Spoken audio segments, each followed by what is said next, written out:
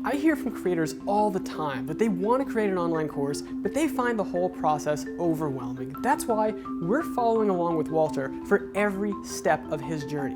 We're going to show you the low points, the high points, and everything in between, from idea to launch. So when we talked last week, you had 5 ideas. Do you have a couple that you've gravitated towards? I've kind of been thinking more about the agency product. I think the next step at this point is to take the ideas that you're gravitating towards and go try to validate them. One of the problems is that I don't know if I'm particularly qualified to do a course around this. That's when it kind of clicked for me that they should be doing content. And then I was like, oh, it brings me back that basically I should probably do a course on content for agencies. So the next step would be to create an outline for what we want to build, for what we want to put into this course. Let me share my screen. So I put together, it's kind of rough, but kind of tried to incorporate some of the stuff we talked about last time. So instead of a course topic being like content marketing for agencies, maybe something like how to stop doing sales and start building an agency or start building a great agency or something. I don't know, whatever. We can work on that. One of the main things you said last time was like kind of like lead off with the thing that kind of affirms, the purchase. So this kind of first idea is like, the kind of like the trap that you often get in where all you're doing is sales just to like kind of, stay on the treadmill, and then create like a framework for growth, which I don't know what it is, but it will make sense. And then specifically a framework for like customer acquisition, and then some kind of like modeling exercise, where you give them a spreadsheet and basically ask them to like plug some numbers in and like have it make sense. Yeah, I think that's really smart. I think these kind of interactive things that give people a sense of the value of doing the work ahead of them, just kind of accountability to yourself because you know what the cost is of not doing the work. Okay, and then section 2, I kind of want to just set up like a framework for content specifically, how agencies should think about it with content marketing. At some point, the amount of traffic that you're generating is gonna like reliably produce leads. Then that's a big way that you can compound. And then I was thinking maybe I wanted to have some kind of like proof point for this. And so I was thinking maybe I'd do an interview with someone, maybe a longish one. I'm thinking someone of a pretty high caliber, someone who could kind of speak to this and maybe do something kind of more lengthy. So it kind of feels like, oh, getting a lot of bang for my buck kind of thing. Typically, while testimonials are great, it opens the door for people to say something like, oh, that's great for Neil Patel, who has this giant platform, but I'm starting from scratch. If you do an interview with somebody like that, very much focusing on the day 0. Yeah. And kind of that 0 to 1 rather than the 10 to 1 million, or having an interview with somebody who maybe not as recognizable, but somebody who has had success with this within the last 6 to 12 months and was able to see those results more quickly. And then the next module, I'm thinking this is kind of like focused a little more on the bottom of the funnel.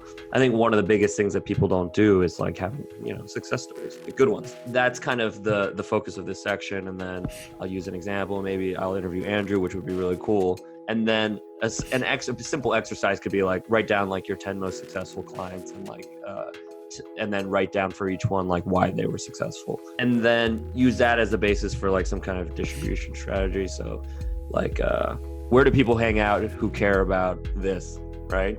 And like you write down like 5 places they hang out, and then like a long form blog post template. Yeah, I like this. I like that the fact that by the 3rd module they basically have what they need to create their first piece of content. 4th module kind of like has a similar structure. Basically what I'm proposing is kind of like you have success stories, and for each one you have a reason why it's successful, which is some kind of strategy or tactic. And then for each strategy or tactic you have a bunch of case studies, and the strategy and tactics for them, each section is an example, is a case study. And this is more like middle, top of funnel kind of stuff. It would have kind of like a comparable structure to the 3rd module. I don't know, any thoughts? Does that make sense? I think it makes a lot of sense. I think Okay. One question that you'll have to address in the course that you're going to get a lot of when you give people this prescription, one of the things is they're going to ask you to be really specific about how many blog posts they'll need to write. This can be something that could end up on the sales page too, because it's probably going to be a very common objection. It's like, how much work is this all going to take? Sweet. And then the last section is kind of more it's more reframed as like kind of like how to stop spending all your time doing sales and how to like level up your agency. So this is kind of like more structural financial. So like one of the most important things about agencies is having good margins. I'm an agency, I make, you know, $20,000 a month, but all of a sudden I hire, let's say a content marketer. Now I'm only making $15,000 a month. I'm freaking out, right? Yeah. I'm freaking out because I'm making less money. But by hiring that content marketer, I'm increasing my pipeline so that I can possibly make, you know, $30,000 or $40,000 a month. That tension of the stress of thinking that you just spent $5K a month and that's gonna, you know, eat into your margin. I would name that problem and then frame the content around solving that problem. Mm-hmm. And then I was thinking maybe I could just get some guest people to guest present and guest create videos, like a sales company or, you know, CRM company, and they could just basically explain. It's like you should be tracking your sales pipeline in this, because as the founder stops doing it, then there needs to be a central point of collaboration on sales. And then the next one is marketing, tracking, and measurement. So like, how do we track and measure marketing stuff and make sure it's working, yada, yada. And then I wasn't exactly sure how this should end. So I just kind of left a nothing there. I think this is really good. I think that the key thing at the end is to give some concrete next steps, even if the next steps are just to kind of keep on keeping on. Yeah. It's nice to have a video or some module at the end that just ties everything together.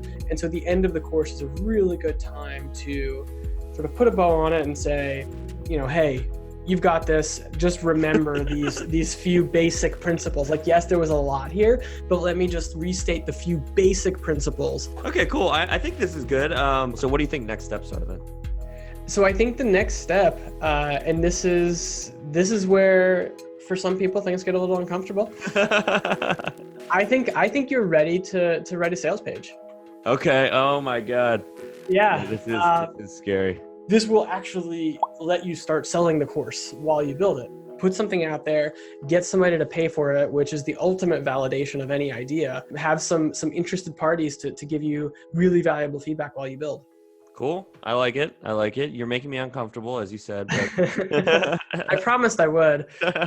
Do me a favor and just go to podia.com/signup and sign up for an account, and then just let me know what email you used, and I'll VIP that. All right. Thanks, man. You got it, dude. Chat soon. Yeah, I was feeling a little guilty having not made a lot of progress over the past 2 weeks and getting a bit worried about losing momentum. But I just got off a call with Len, and he gave me a ton of encouragement and set me on the right path, I think. So now I know what I need to do over the next couple weeks. When we first started, you know, you start at a really high energy level of enthusiasm, and then as the process goes on, you know, the energy level can wane a bit. As the idea has crystallized a little bit more, that is really what energizes me, because it makes me feel like, oh, we could potentially create some value and help some people. So I'm excited and eager to see what happens. Yeah, I think this is really good. I think the key thing that I would love to see here, you mentioned having an aha moment, that if you bring us to that room where you had that aha moment, I just think so many people will feel like you're just repeating their own story back to them. I've been slacking on my course, and I've been feeling really bad about it. Just logged into Podia for the first time in a bit, and figuring my way around, and excited to put this course together. I'm feeling excited. It looks really actually super easy to use. What I need to do is upload files for all this stuff, move them around, write copy for all of it, start cranking out content.